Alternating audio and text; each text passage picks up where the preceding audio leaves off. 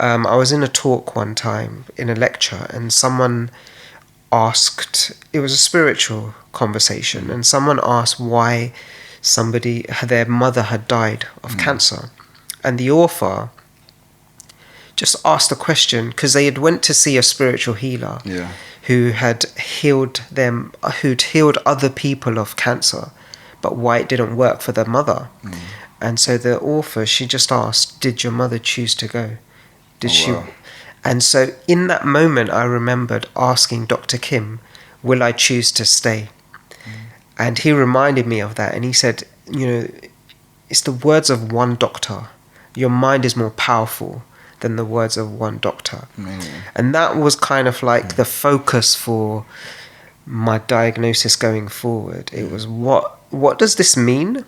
And will I choose to stay? So I kept asking myself those two questions almost every single day. But were you a holistic person before then, or a spiritual person? Yeah. Okay, so you always had that sense of motivation and the power of the mind before finding out that you had cancer, or did that just develop? No, that was there from about, when I was 21, 22. Yeah. I kind of stumbled into that world. I call it personal development. Yeah. Some people call it self-help. Yeah.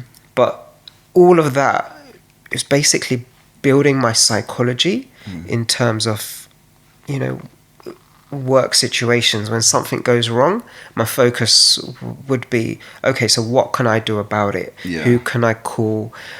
What questions can I ask? And that would get me into a proactive, I can do this attitude. And so when cancer came along, I'd already had 10 years of doing that on a day-to-day basis for other kind of issues, not on a health issue, but I was able to just go back to that mindset.